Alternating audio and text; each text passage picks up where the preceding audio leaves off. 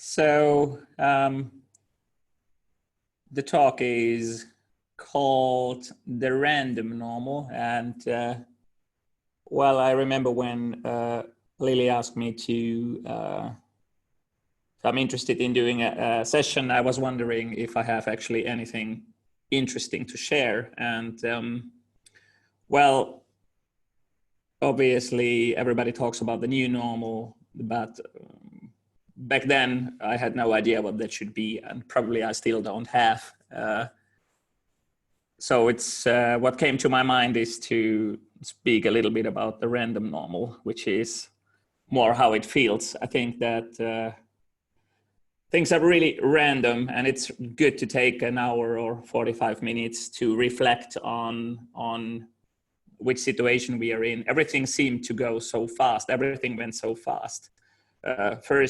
First we heard about COVID, and then we are weeks later went through a tunnel in a way without that much reflection, and now we slowly try to understand what has happened. And I think the background image what I've chosen here, it's quite funny. I would not have been predicting that if we ever face in our lifetime this kind of terrible show what we are having, that the first thing we are doing is, it doesn't matter in which culture, on which plate of the planet, place on the planet, that we are going to hoard toilet paper. So feels really, really random, but also feels like such a long time ago that that happened.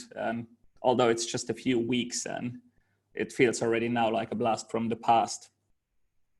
Yeah, so random is probably what we say, the lack of predictability. And usually when we try to predict the future, we don't get it right. And in this time, I think it's even a bit more difficult to do, yet there is so much predictions on how the future will be. And we all seem to be in a hurry to really make sure that we know what's going to be next. And that's kind of interesting. So the definition of random here is, in the common parlance, randomness is the apparent lack of pattern or predictability. I don't really know what parlance means, but I like the word. So when we try to predict the future or the new normal, or since ever, things seem to be quite black and white, and we really try to get it right and say, this is how it's going to be. Here is a blast from the past. The house you live in tomorrow, quite a self-confident claim on how the future will be, but I haven't seen that house. So I think we have been a bit wrong here as well.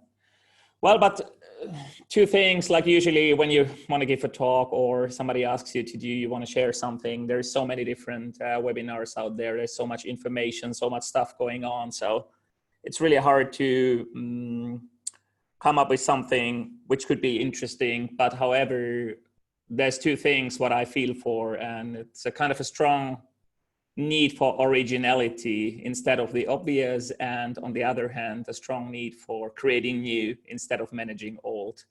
Those two things have been really the guiding thought for, well, the creative philosophy, what we are having, but also especially now in the times we are living.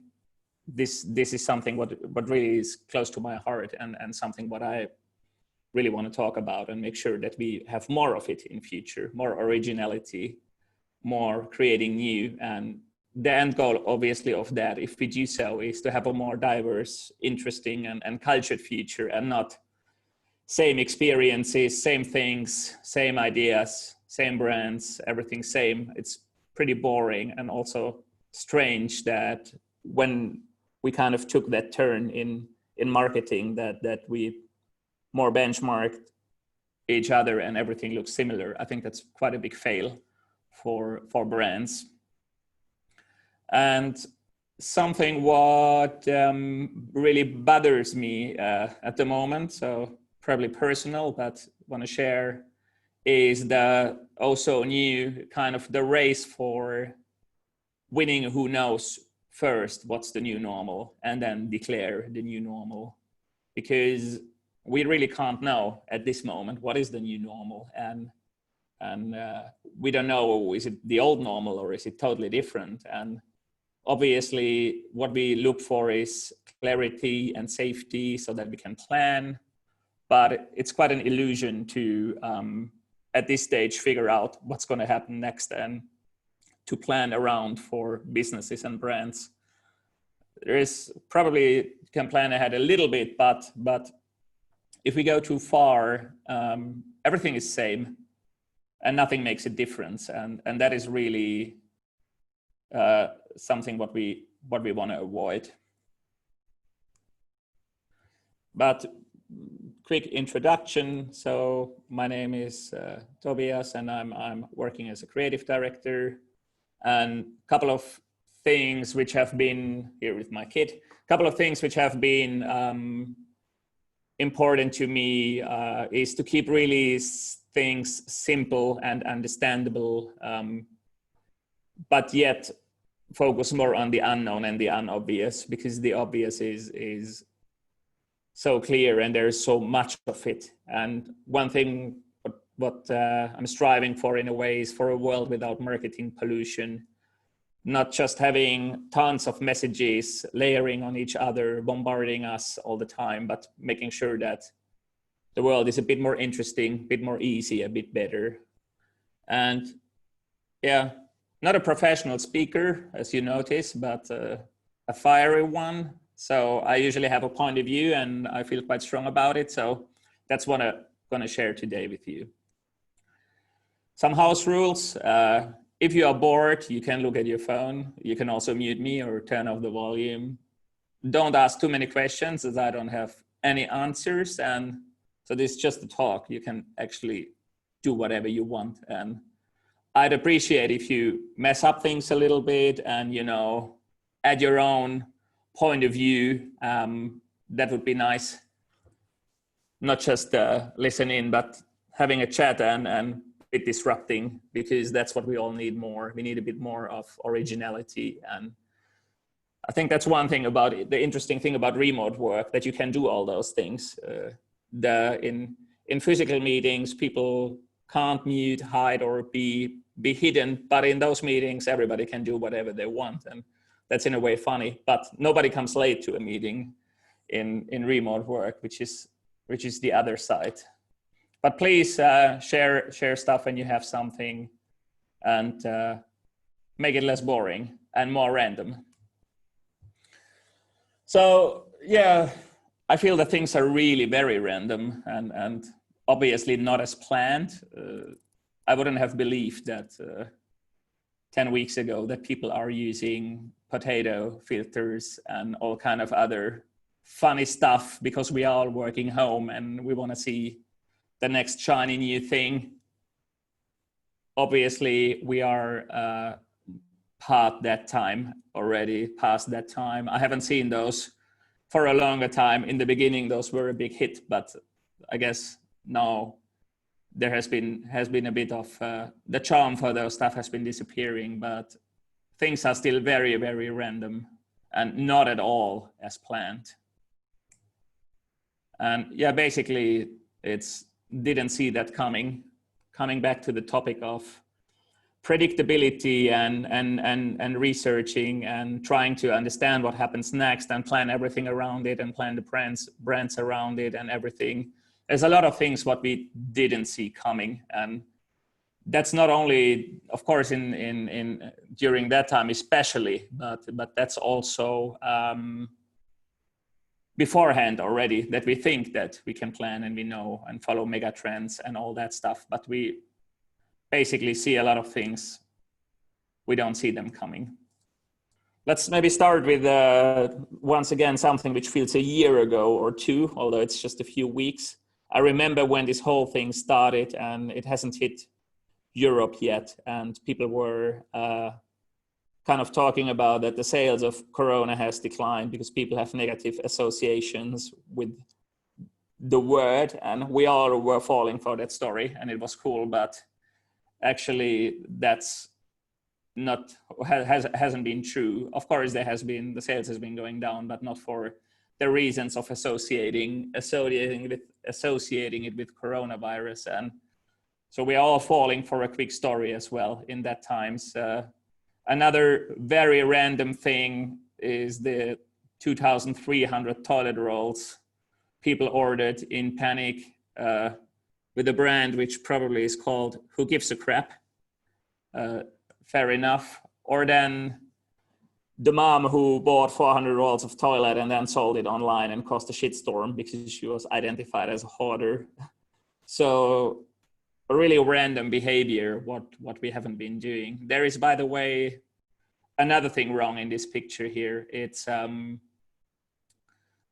digital advertising overlaying the content so much that I hardly can read what is here. So I guess that's another thing which is broken, but that we can discuss another time when we are talking about how the future of media looks like. But obviously there's some things in the media landscapes which are a bit difficult.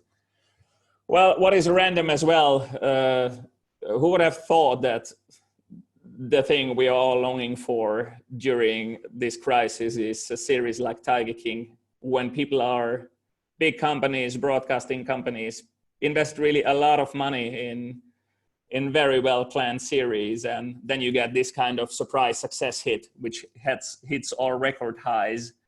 Again, a really good example of something original which hasn't been really expected. At least I didn't think that this is something what the world would need. Also really random and weird is that it has changed our dreams. We are dreaming different, really unimaginable that it has such a deep impact into what we are doing. And what is quite a bit fun is that we are at least trolling AI models, because we behave so strangely that machine learning models who were trained on normal behavior are now showing cracks, and humans need to fix it. So if times are difficult, at least we can have fight back to the machines. So, well, the world is changing forever, right? And then, or is it then, and if, where to, and am I changing? We are, of course, quite heavily investigating our own behavior. We're looking into ourselves, but also into others. And we really try to figure out how the future will be, but it's really hard to say. Many people would like to go back to normal, whatever that means in these days. And that's something what we a little bit look into. So, of course, we'll all support our locals. We behave climate friendly. We support others because we are in this together, right? So I haven't really yet figured out what the togetherness actually means, and how are we all in this together, and why are brands telling me that we are in this together, and what are their role in my life to do that? What is a car brand sharing that we're in this together? It's quite random and quite strange. And there is a couple of things when we see predictions. Now people have renovated their homes into their castle once again. And lots of home fitness equipment will be for sale very soon, because we all know what happens to January resolutions. But now people have fully equipped their homes. So for every trend, there will be a counter trend as well. Also, 16 weeks of Christmas is enough. Like, people have been playing board games and puzzles and whatnot, but it seems like it was Christmas every day, and probably people will burn their board games and puzzles and whatnot very soon and spend Christmas anywhere but home. Or then people are really strongly wanting to support their local, but probably will just continue to order from Amazon, Zalando and whatnot. But now we'll have a support your local sticker on our cars and really fight the good fight. But there is, in a way, an elephant in the room, and I like this picture. That's why I needed to put it there. First of all, I like the saying. I'm German, so it doesn't make too much sense in German, but it's a fun saying. And the elephant in the room is that this is not that much at this stage about figuring out, you know, what will happen next and what brands should do and what not. But this is quite a serious situation. I know that I said that this would be maybe fun, this little talk here, but I'm not sure can I live up to it. So, however, the elephant in the room is that some people have lost their loved ones, others have lost their jobs, and young people have challenges in getting started to work life. There's more poverty, more nationalism. People are lonely, people are anxious, anxiety is strong, people need to die alone, businesses collapse, and we can't take care of the elderly. So this is really a deep crisis. And we really didn't want that change, if we are honest.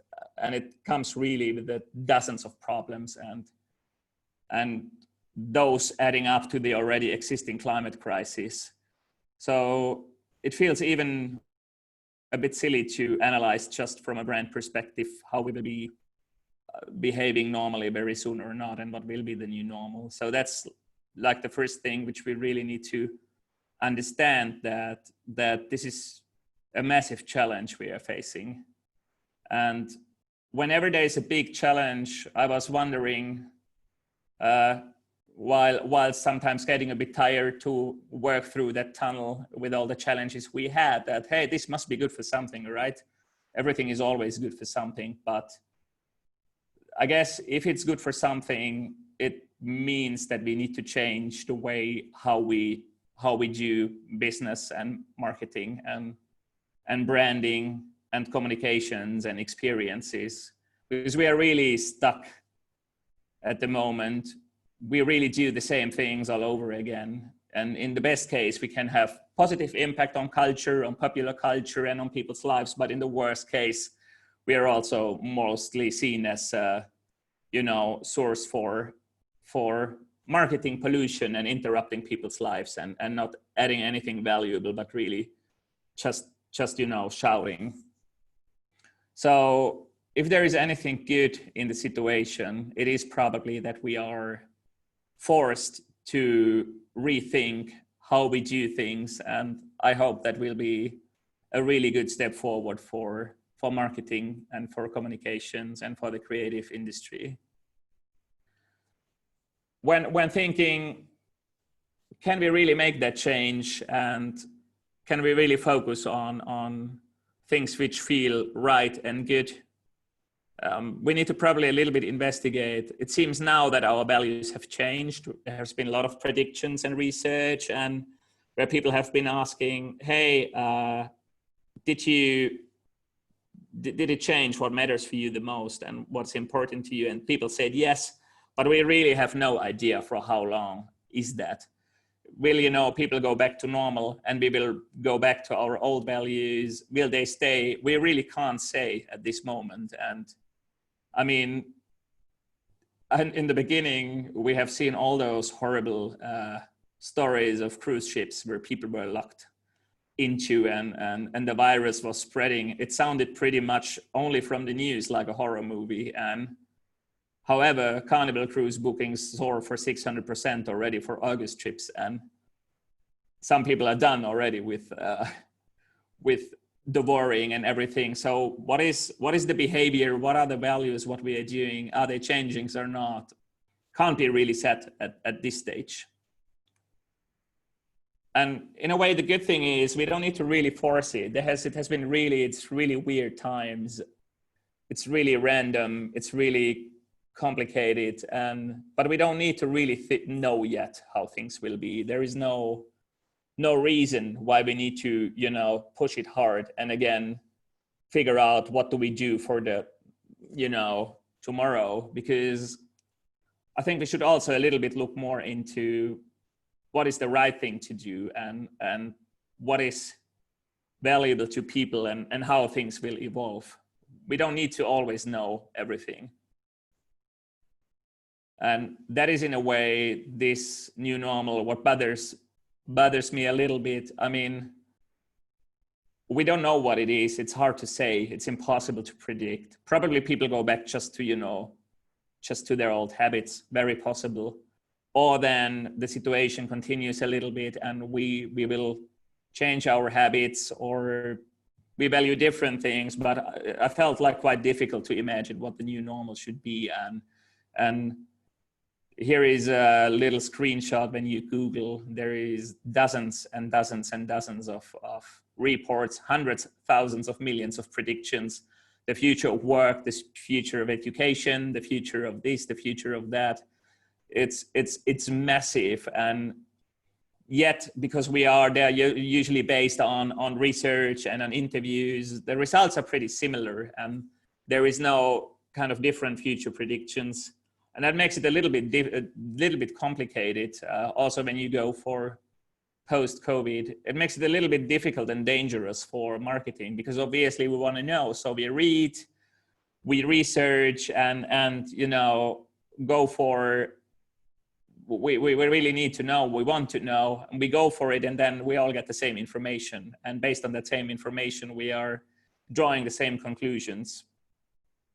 And that's probably the second elephant in the room. So I have never been really excited about this quote, but now that there are so funny images, I think it's good to use. The second elephant in the room is basically that we're doing the same research, finding the same pain points of clients. We solve the same problems, the same business problems. We're building really very similar brands with very similar purposes and even very similar commercials, very similar looks and experience. And to a very big part, marketing and brands is super exchangeable and replaceable and just managing the existent instead of creating anything new. And creativity is gone to a large extent, which really takes away from the culture. Of course, we could say, well, this is not a problem if we just deliver value to people and everybody's happy, but that's not exactly how it goes, because in the end of the day, there can't be 20 brands which are all exactly the same. Many of them will die out. And I think that's kind of the challenge here, what we are facing, that we are a little bit too much into observing, drawing conclusions, and then developing something on that. So what I'm saying is, don't do what everybody else does. Don't trust the consultants, the first idea, the predictions, some quick inspiration you have seen from somewhere, but do your own thing. And obviously this is a call to all of us, don't talking to you, but to all of us, that we should really go one step further, and we really need to evolve the whole industry from where we are right now to make sure that we are delivering something which is really original, and where I feel at least where we deserve to be called creatives, and where we deserve to say that we built interesting experiences. So it's probably not a new normal what is awaiting, but probably a new beginning. I mean, this has the huge potential to really, you know, fix a couple of things which are fundamentally broken in this industry. And we should really focus on originality and on doing things our own way instead of just, you know, repeating. Does anyone, quick question just to see, is anyone alive here? Does anybody know who that is?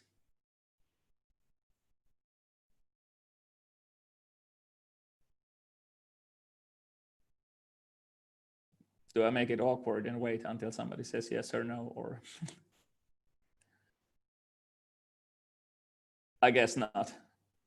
So, here is an answer. Lovely. No is the answer. Cool. So anyhow, this is the young Yves Saint Laurent, and it's from 1957, and he's young and visionary, and you know, want to do his thing, and has built this beautiful brand, and really very visionary, very powerful, very, very strong thinker. And now when we see on the right, the iconic logo, which has been created in 1963, so 6 years later after this photo, you can, by the way, buy this photograph. It's 50K. So this is what it was a very personal thing. He has been very creative, building his very own thing and really built this iconic brand. And so this is where we end up now. Maybe I want to stop here for a short moment and ask you guys, what comes to your mind when you are looking into this slide? Just write in the chat if you wish, so that I can see, because it's really, I really would like to know what you think when you look into that.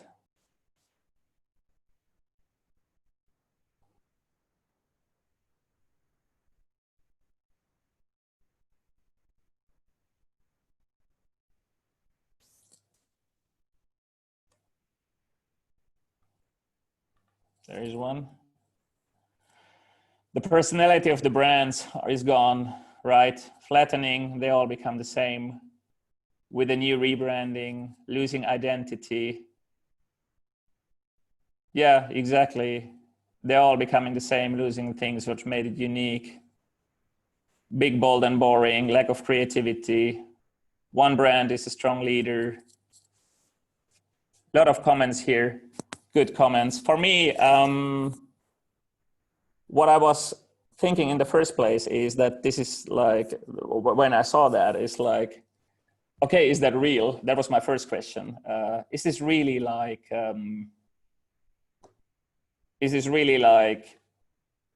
happening? But of course, they all are.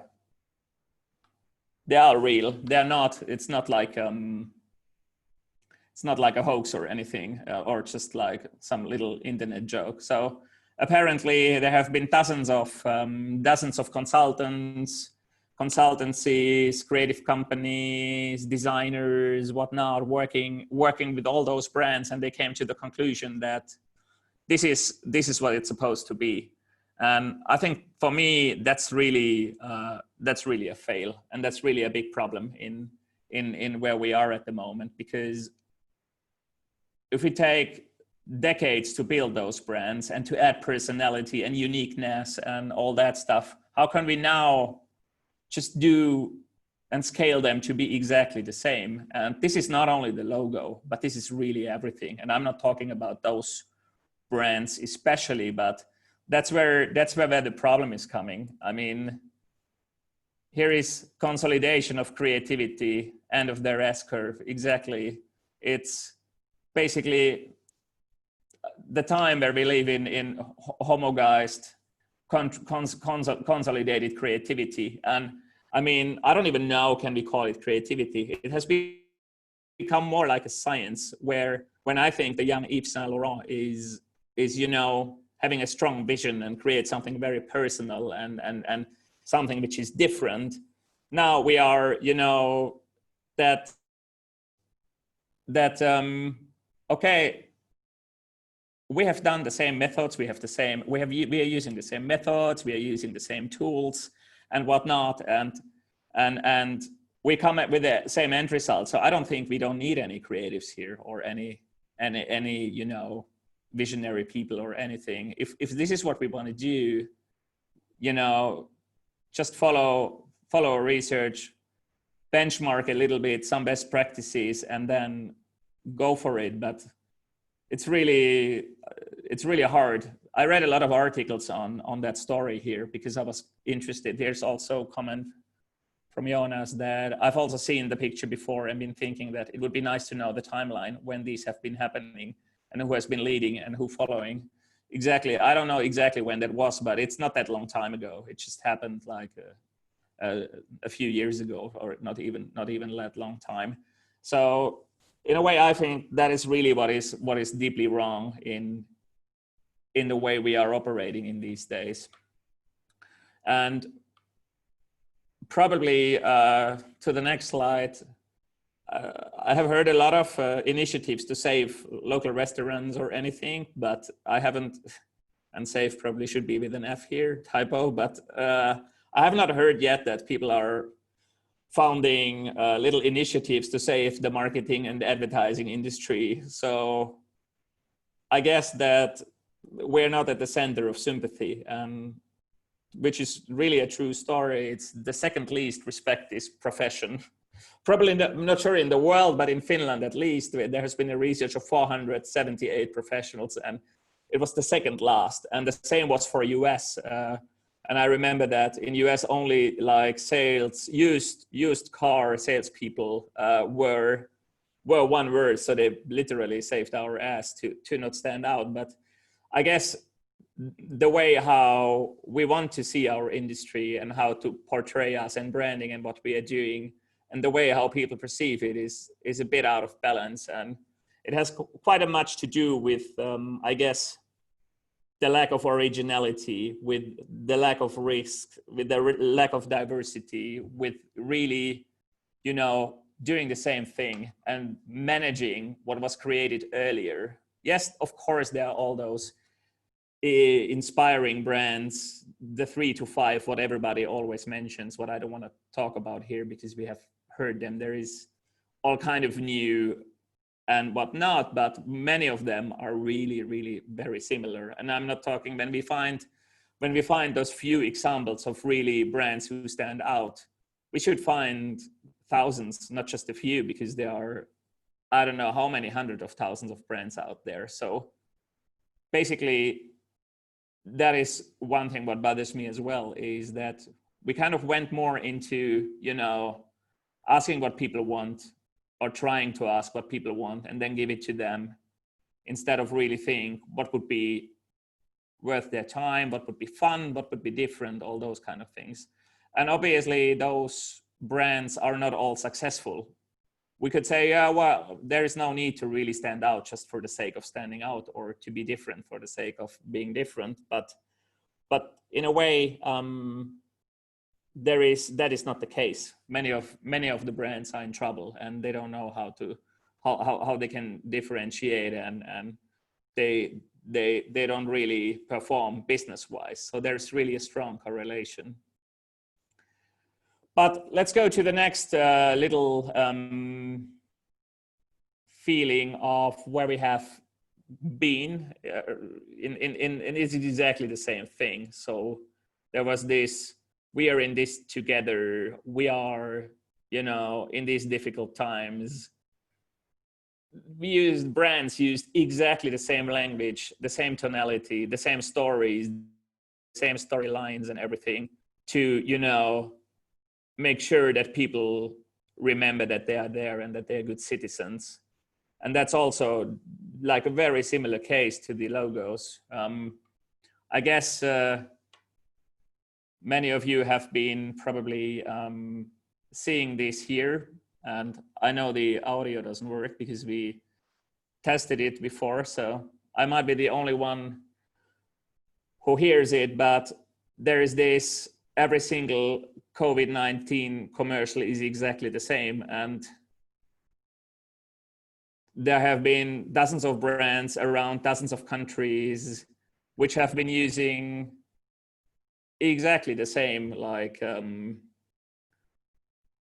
style, message, tonality, and one genius person has been making this master edit where he just edited all those commercials together, and there's literally not a single difference anymore. And that is, once again, it makes it so pointless, and don't need to watch it until the end, you get the point. But this is like quite amazing.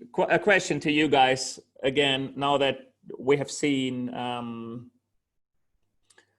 that brands already beforehand have been very similar, and now in COVID times we see these commercials. What do you think about this? That we have dozens of brands investing a lot of money very quickly to do long commercials which are all based on exactly the same narrative. It's in a way shocking, but please write in the chat so that I can a little bit get some feedback and pick up the one or other point here. Because to me, it's not just, oh, a little accident. It seems to be very similar commercials.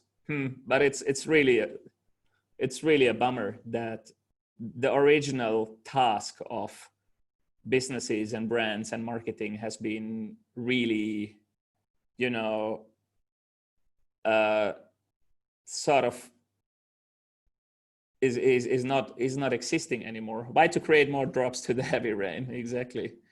I mean, it's very hard to understand why we would do that. And I think everybody has a responsibility. I think clients have a responsibility, creative agencies have a responsibility. Really everybody who works in this industry has a responsibility to just not copy exactly what everybody else does, and one starts and one ends. So yeah, now there really would be the time to stand out. I fully agree. The time would be great, and we have terrible figures in Finland. Advertising spend is down 43%. In Germany, 22%. You really get a lot of share of voice. You can really do a lot of good stuff to build your brand right now. But instead, everybody does exactly the same, uses the same hashtags, and it's really pointless, honestly. And that is something which is strange, and which we hope that we can use this crisis for. So for once, we are in the big media, and we always want marketing to be noticed and to be important, and advertising and creative industry to be important and noticed. But now we got noticed, and for the right reason. Every COVID era commercial is the same, and this video supercut proves it. So finally, we have big media reporting about our industry, but probably not in the way we were hoping for. Like the line, in these unprecedentedly uncertain times, now more than ever, somber piano music over footage of empty public places, we are here for you. That's really something to rethink again, that we need to take this seriously and really look into why it is. And we really need to give space to creativity and not just to, you know, sameness. Here was also a common thing that everyone was scared and in a hurry to do something that feels empathic. Don't really think that it was just lack of creativity, but the fear of the situation and the need to do something fast and clear.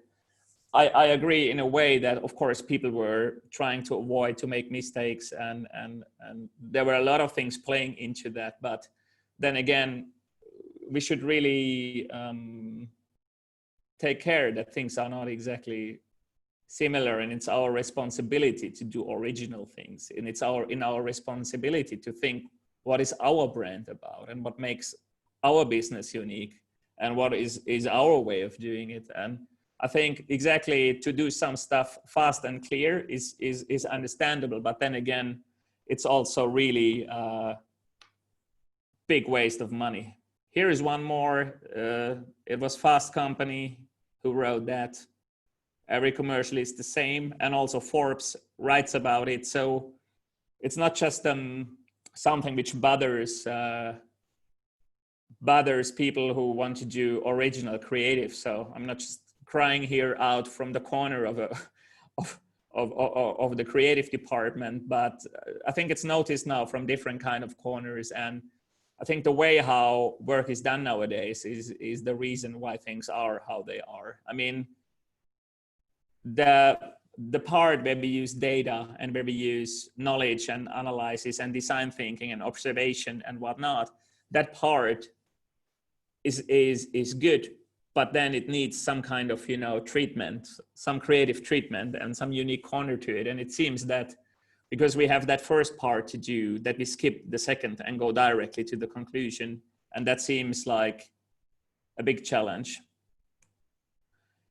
So also the Wall Street Journal got up, and in these uncertain times, coronavirus ads strike some repetitive notes, like to say the least, but companies strive to assemble ad messages in response to the pandemic.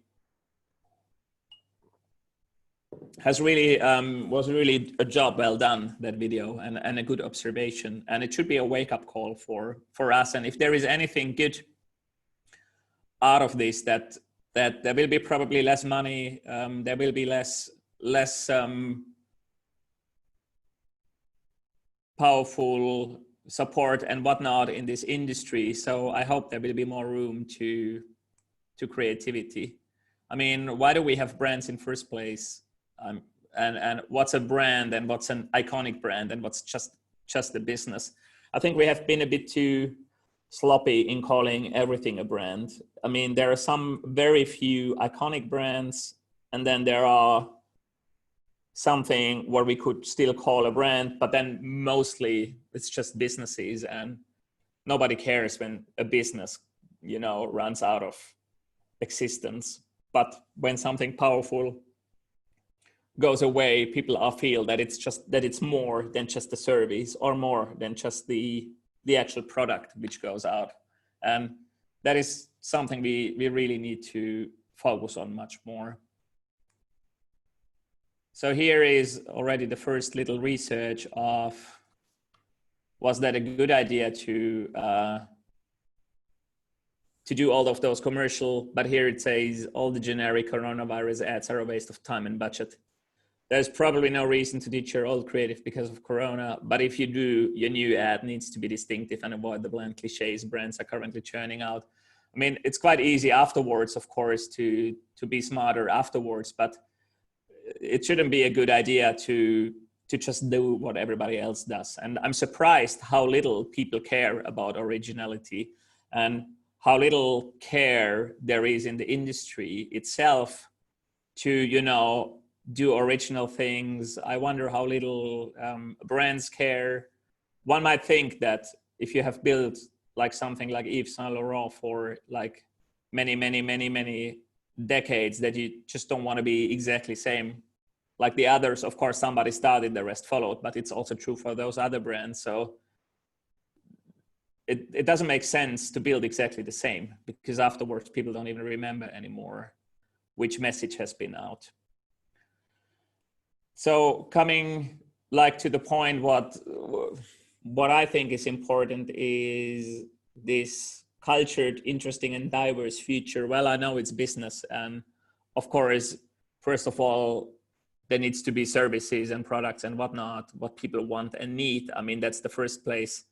But then again, there is the other part of as well, the roles, what we have as, you know, bringing something which is more interesting than just the bare minimum and the bare what we need, but really making sure that we can enjoy like different things, and that we talk about pleasure, and that we talk about, you know, experience different things and all that. And I think we really need to ask that question ourselves when we are running a brand or a business or anything. Like, what is our role in that, and do we really have a role or not?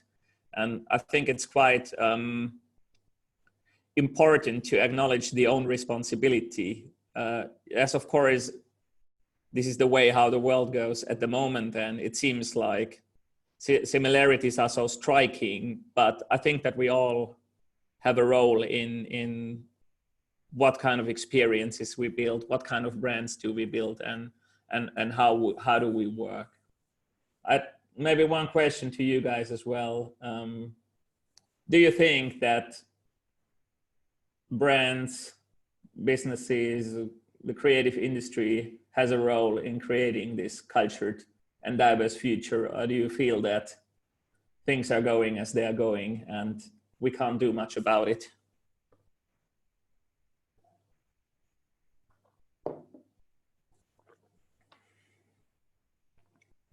Well, maybe hopefully some try to answer.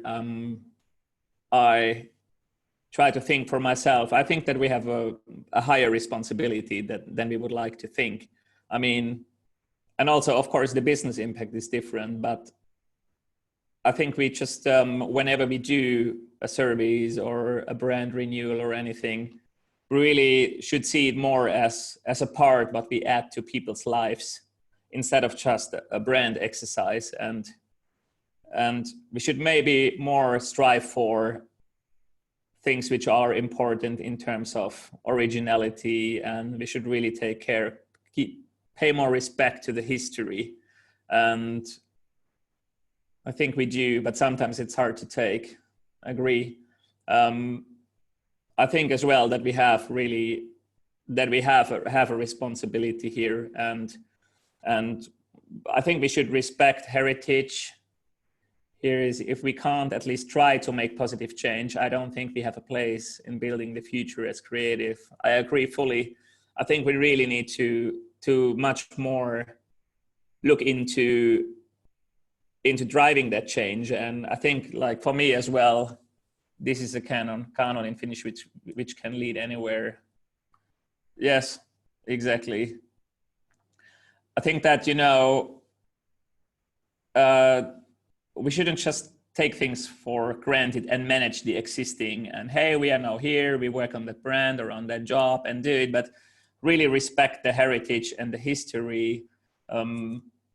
Think what has really been the vision, the creative vision in the first place. If we do something new, even more so, you know, having a strong vision for something, working with that, and not managing the existing things in the way how we learn to, because that leads to something very boring. And I think boring is something we can't afford at this stage, because we have less and less money. The industry will have less and less money to, you know, just do the boring. So coming slowly to an end here, we are all really responsible for the future with our choices, how we act, where we buy, about what we write, what brands and experience we are building.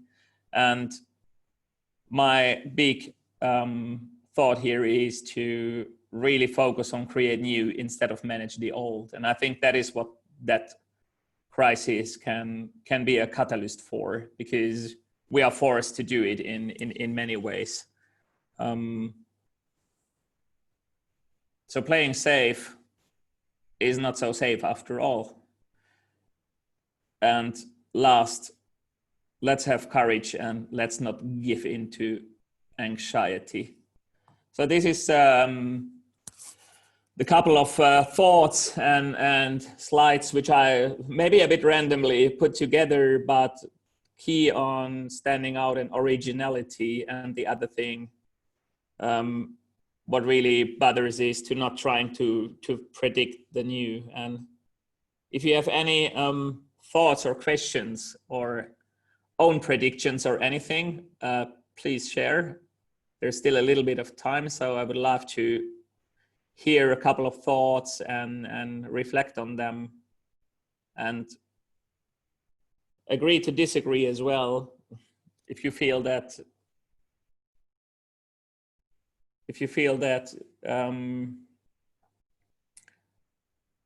this is bollocks, it's time to co-create, co-design, collaborate versus doing it alone. Absolutely. I think that is something what massively has been going on as well.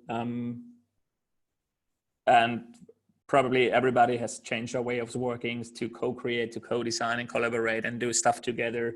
And I think we all miss, of course, we have been working remotely, we all miss to work together. However, when we work together, I think we should really also consider that it doesn't become a compromise, and that we just don't analyze stuff and do like similar you know, things that then we have done. I think co-creation is great, but it has always a little bit the risk that we analyze pain points and draw the same conclusions. So probably we need to also find the next evolution of that. One more question: have you seen any good examples that would stand out in these few months? Yes, there is quite a few different good examples. I remember a commercial from a Spanish food chain, for example, which just didn't show empty streets, but they just filmed how their trucks went to deliver food. It was basically a quite similar narrative, but it was, in the end of the day, much more touching and much more real and authentic. It wasn't this manifesto talk. It was just more like an observation. And I think there are some brands who have putting in something interesting to really make sure that they're not exactly like anyone else. Of course, many brands just went silent as well. So not sure from the industry perspective, is total silence better than nothing? Well, there's always the ideal, and then there is the second best option, and then there is the third option. I think being silent is not very ideal, but at least if you have not spent too much money on doing the wrong thing, maybe there is more energy now to do the right thing, so to speak. Any other thoughts you guys are having? Does anybody have a prediction on what's going to happen? I strongly believe that people will burn their board games for Christmas because they have been overused in the last 8 weeks.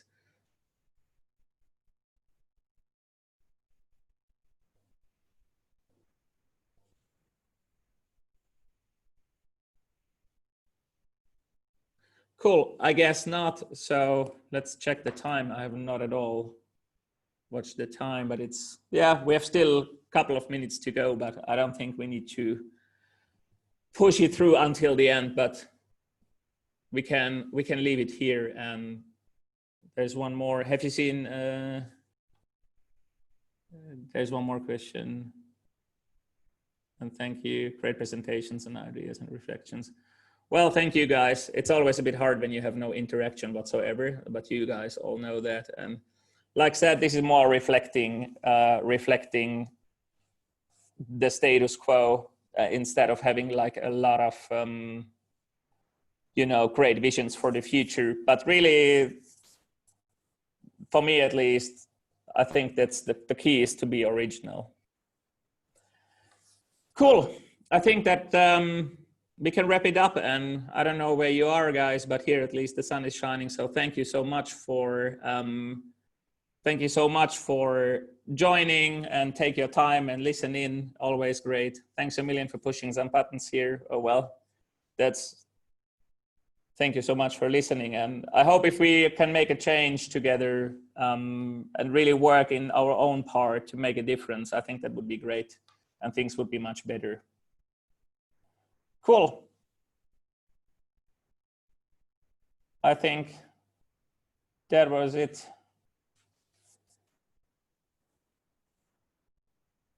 Thank you. Bye.